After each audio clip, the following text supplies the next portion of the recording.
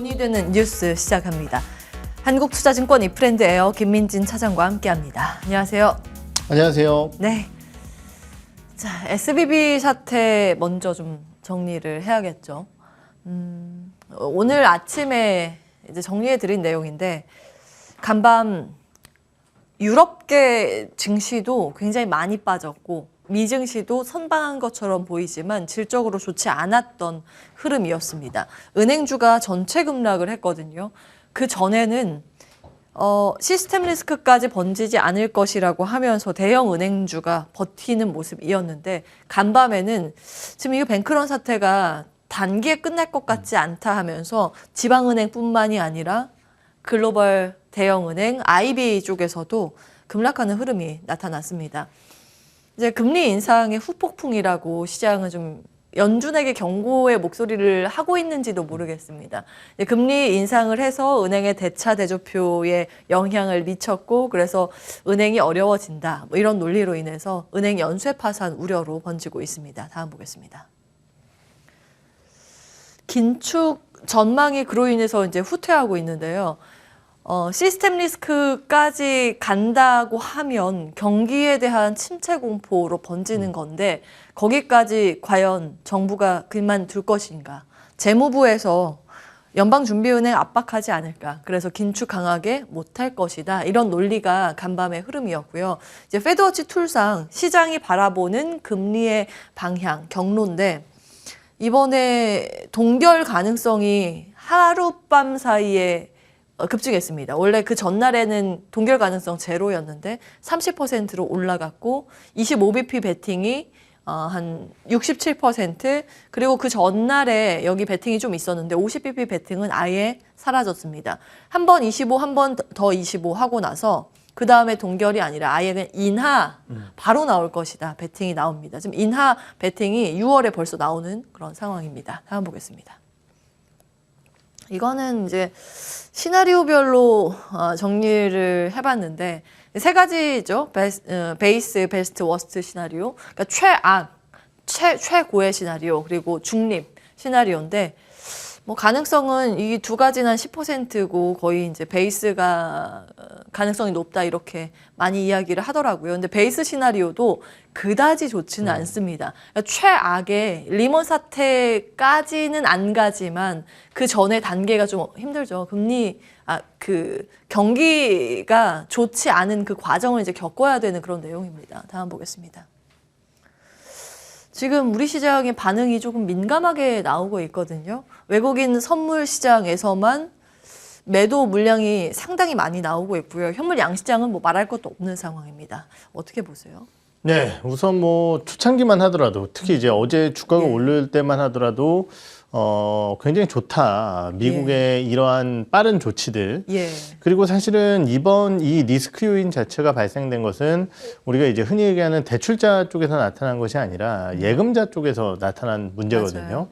결국 이제 대출 자산에 문제가 없다라고 한다면은 은행의 시스템 리스크로의 전이 가능성은 높지 않다라고 판단을 할 수 있고요. 예금자들이 지금 불안해서 돈을 찾는 거고 그에 따른 예금을 돌려주기 위한 은행들의 자산 매각 여기서 얘기하는 자산 매각이라는 것은 이제 여러 가지 이제 투자 자산에 대한 매각을 좀 말씀드릴 수 있을 것 같은데 그 투자 자산이 채권 쪽에 치우쳤었기 때문에 결국은 어마어마한 평가손들이 만들어지며 자본에 문제가 생긴 거고요. 이러한 부분들 때문에 사실 돈을 못 주고 있는 겁니다.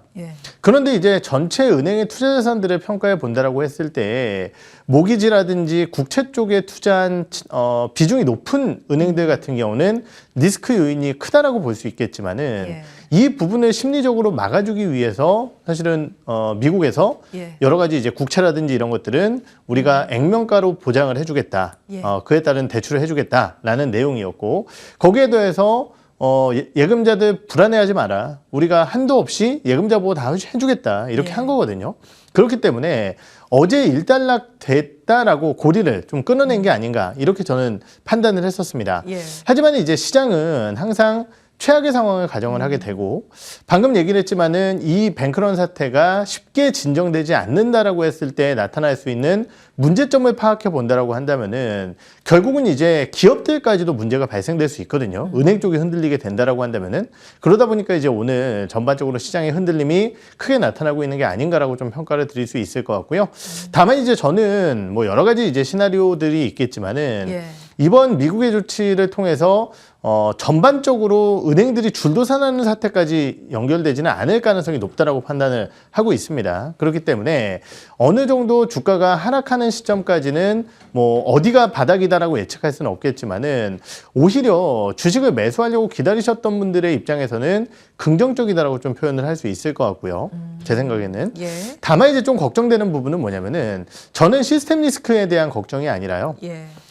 연준이 금리를 올리지 못했을 때의 문제점들이 언젠가는 또 터져 나올 것이거든요. 예. 그러니까 만약에 이번 FOMC든 뭐 25bp 인상 가능성이 매우 높았었던 상황이었는데 이러한 부분들이 점차 리스크가 확산이 되면서 연준이 금리를 올리지 못한다라고 했을 때 앞으로의 인플레이션이라든지 이러한 부분들은 오히려 시장에 독이 될 가능성이 있습니다. 예. 그렇기 때문에 최대한 미국 같은 경우는 빠르게 모든 조치들을 공격적으로 퍼붓고 오히려 또 금리도 어느 정도 올려나가면서 두 마리 토끼를 다 잡고자 하는 움직임들이 나타나지 않을까라는 생각을 하고 있고요. 다만 이제 그 두 마리 토끼를 다 잡을 수 있을지에 대한 부분이 미지수기 때문에 예. 시장이 이렇게 좀 발작을 일으키는 게 아닌가 이렇게 좀 평가를 드릴 수 있을 것 같습니다. 예. 일단 연준이 고민이 깊겠다라는 생각이 들어요. 그렇죠. 저는 아침에 이제 따뜻한 아이스 아메리카노라고 표현을 해드렸는데 시스템 리스크도 안 가게 수위를 조절해야 되고 그렇죠. 또 한편으로 정반대의 정책인데 물가도 또 잡아야 하고 그래서 예전에 폴 볼커 1980년대가 떠오르거든요. 그때 물가 조금 잡힌다 해서 금리 내렸다가 물가 튀어서 굉장히 장기적으로 올렸다 내렸다를 반복해서 고물가가 엄청 오래 갔었고 그 후유증이 길게 갔었죠. 그래서 그 당시의 흐름처럼 반복되지 않게 하려고 사실은 이제 연준도 좀 빠르게 이번에 금리 인상을 했었던 건데 네. 쉽지는 않습니다. 예. 어떻게 보세요? 이게 앞에 이제 시나리오 한번 볼까요? 시나리오 상황에서는 이제 베이스 시나리오 가능성이 높다고 보시는 거예요? 사실 저는 이제 금리를 올려야 된다고 생각을 합니다. 아직까지도. 금리? 금리를 그러니까 물가 잡는 게 더 시급하다고 보시는 거예요? 물가 잡는 게 이제 시급하다라기보다는 시스템 리스크로 가면 이제 그것도 큰일 나는 거죠. 예. 그런데 이제 말씀드렸듯이 이게 정말 시스템 리스크로 번지면서 줄도산을 할 것이냐에 대한 부분에 대해서 예. 과연 미국의 뭐 재무부라든지 아니면 여러 가지 이제 관계부처들이 방법이 없을 것이냐 그건 아닌 것 같아요. 아, 그래요? 그러니까 이제 예. 뭐 일각에서는 이런 얘기를 하시는 분들도 있습니다. 야 이거 이렇게 대출 자산 다 내주면서 금리 올리는 게 뭐가 의미가 있냐. 그러면은 예. 또 일종의 금리 올려서 유동성 회수하는 그렇죠. 쪽인데 대출 자산 쪽은 돈 푸는 거거든요. 그렇죠. 그러니까 이것도 따뜻한 아이스 아메리카노예요, 네. 사실은. 그래서 이제 뭐가 의미가 있느냐라고 얘기를 하시는 분들도 있겠지만은 예. 결국 이제 연준은 시장의 심리를 잡아야 된다라고 저는 판단을 하고 있습니다. 그래서 우리는 어떤 일이 있더라도 물가에 대해서는 관용의 여지는 없어라는 인식들을 좀 심어줘야 될 것 같다는 생각이 들거든요. 아, 그렇기 예. 때문에 그러한 부분들은 강경하게 가는 게 맞고요. 그렇기 때문에 제가 말씀드렸듯이 시스템 리스크로 번지면 큰일 납니다. 그때는 이제 정말 조심을 해야겠죠. 물론 이제 일이 벌어지고 나서 또 손을 쓰는 것 자체가 굉장히 어렵기 때문에 지금 이제 은행의 파산 소식이 이제 2개 정도 전해진 걸로 제가 알고 있는데요. 물론 더 추가되는지 모르겠지만은 이 시점에서는 정말 쏟아부을 수 있는 예상 이상의 공격적인 정책들을 쏟아붓고 물가에 대한 언급도 같이 하면서 두 마리 토끼를 잡고자 하는 노력을 연준은 해야 되지 않을까. 둘 중에 하나라도 포기하고자 하는 인식을 예. 심어주게 되면 안 된다라고 저는 판단을 하고 있습니다. 일종의 예전에 우리가 봤었던 이제 코로나 팬데믹 쇼크를 긴 시계열로 놓고 보면 매수의 기회였잖아요. 네. 그런 식으로 이제 우리에게 매수의 기회를 준다라고 보시는 것 같은데 네. 매수 시점을 가늠할 수 있을 만한 뭔가 자료, 근거 이런 걸 주신다면 현재로서는 너무 빠르죠. 그걸 판단하기가 어려운 게 아까도 말씀드렸지만 정말 미국 은행의 시스템 리스크가 얼마나 되는지 이런 것들을 네. 모르기 때문이고 저는 조사할 거라고 생각을 합니다. 미국에서. 예. 그럼 니네 채권 때문에 힘든 것 자산 비중 얼마나 돼? 그래서 테스트 실시하고 예. 어려운 은행들은 지원하고 이런 방향으로 빨리 가야겠죠. 하지만 그럴 때까지 시간이 걸리고 그럴 때는 아무래도 시장의 불확실성이 해소가 안 될 겁니다. 그렇군요. 그렇기 때문에 현재로서 뭐 지수의 하단을 예측하기에는 너무 이른 시점이라고 좀 판단을 하고 있는 상황이고, 말씀드렸듯이 이 위기가 더 이상 진행이 되지 않는다라고 한다면은 예. 당연히 시장은 또 회복을 시도할 거거든요. 그렇기 때문에 현재로서는 뭐 그러한 막연한 기대감보다는 단기적으로 발생한 리스크 때문에 좀 어려움이 발생이 됐고, 예. 그러한 측면에서 주식에 대한 대응 전략 자체를 짜기가 분명히 쉽지 않은 현재 시점이지만은 예. 이러한 리스크가 전이되지 않는다라고 한다면 당연히 기회로 작용할 수 있다. 이 정도로만 좀 말씀을 드려야 될 것 같습니다. 그 회복을 시도하는 그 구간에서는 어떤 소식이 들려올 것 같아요? 어떤 기준점을 좀 주시면 더 좋을 것 같아요? 네, 말씀드렸듯이 뭐 은행 파산 소식이 전해지지 않는다라든가. 파산 어느 정도에 이제 마무리가 되는 그렇죠. 단계? 그리고 뱅크런 이제 예금 찾으러 오는 사람들 별로 없어요. 미국의 빠른 조치로 인해서 이런 예. 뉴스 소식들이 전해지면은 말씀드렸듯이 이번에 대출자산 문제 아니거든요. 예. 다들 걱정해서 돈 찾으러 가는 겁니다. 예. 그리고 아까 말씀드렸듯이 그럼 채권자산 쪽에서 얼마나 평가손 발생했어? 그거 우리가 국채 액면가만큼 대출해 줄게. 이렇게 해버리게 되면은 예. 사실은 진화는 될 수 있다라고 저는 판단을 하고 있거든요. 그렇기 때문에 그러한 과정 내에서 뉴스 소식들이 오히려 안 나오는 게 좋다.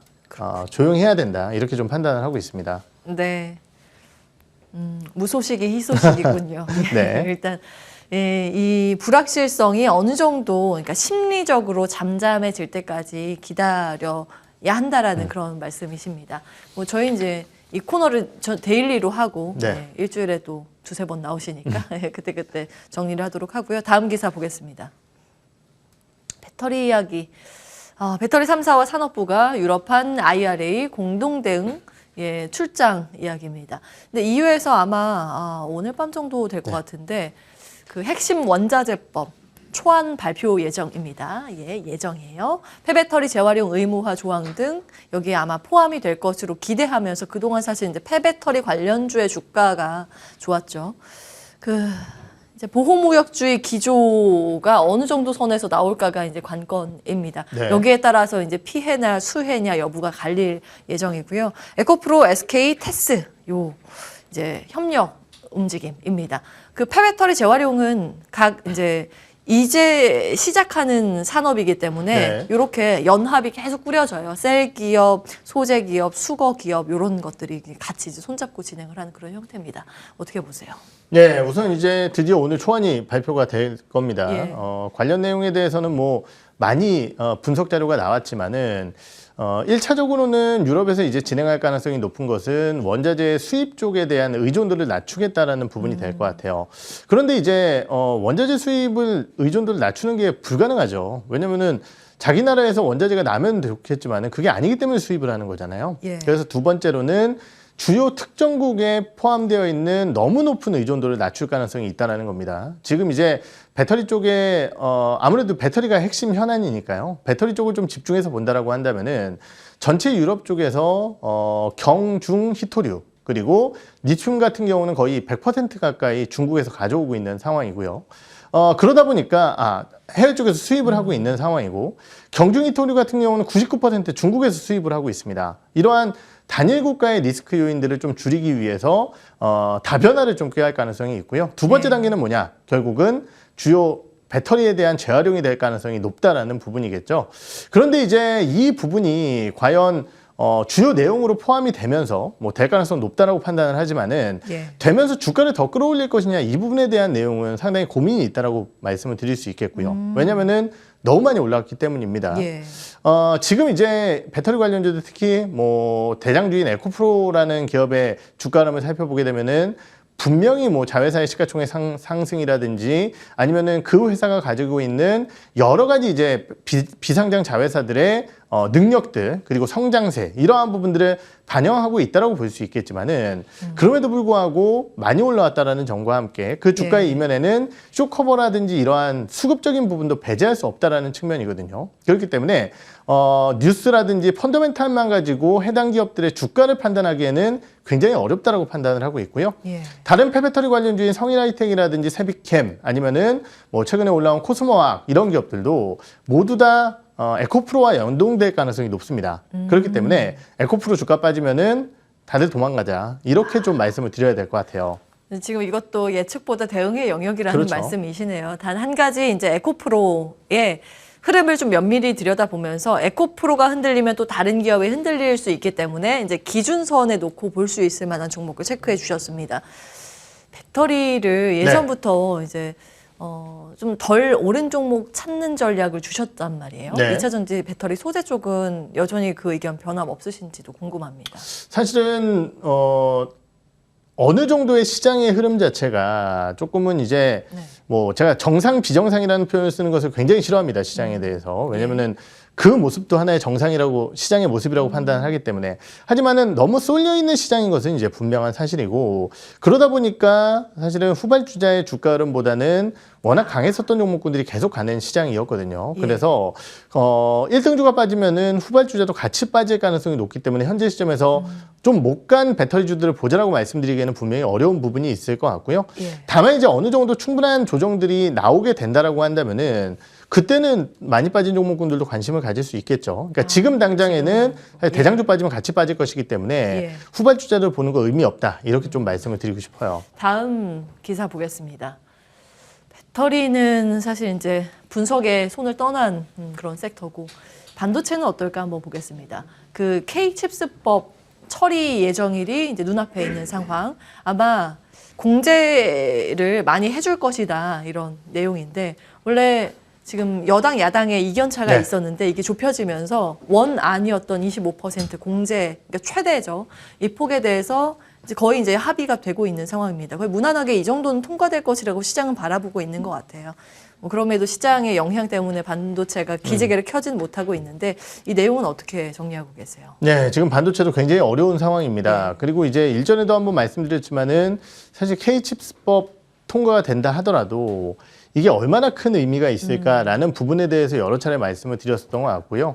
오히려 이제 반도체 같은 경우는 결국은 이제 시간이 필요한 현재 시점이기 때문에 이러한 뉴스 모멘텀에 따른 단기 반등을 기대하면서 단기적으로 투자하시는 분들 대응 전략은 뭐 유효하다라고 판단을 하지만은 추세적인 우상향을 위해서는 삼성전자 혹은 디램에 대한 가격 하락이라든지 아니면은 전반적인 출하량에 대한 흐름 그리고 재고에 대한 축소 이러한 부분들이 좀 확인되어져야 되는 상황이기 때문에 절대적으로 이 법안만 놓고 종목군들을 보기에는 좀 어려운 부분이 있다라는 내용을 말씀을 드리고 싶고요. 거기에 더해서 뭐 잘 아시다시피 미국의 이제 반도체법 이런 것들도 지금 반도체 기업들을 좀 억누르고 있는 상황이기 때문에 현재로서는 관련 뉴스 모멘텀에 따른 단기적인 전략 정도만 말씀을 드려야 될 것 같습니다. 미국의 칩스법 보면 정말 인텔만 수혜겠구나라는 생각이 들어요. 우리나라나 뭐 대만 업체들도 지금 숨죽이고 세부안 발표되는 거 기다리고 있는데 쉽지는 않습니다. 그죠. 녹록치 않은데 뭐 IDM 대형 반도체는 어쩔 수 없다 치더라도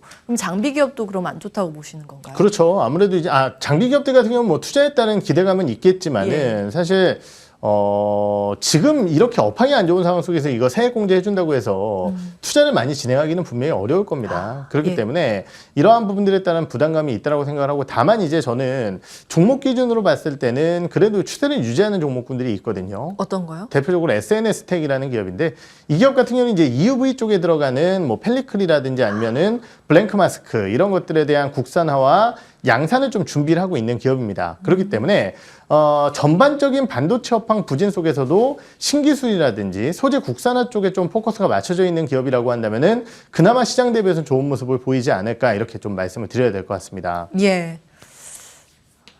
이 모래사장에서 진주천기네요.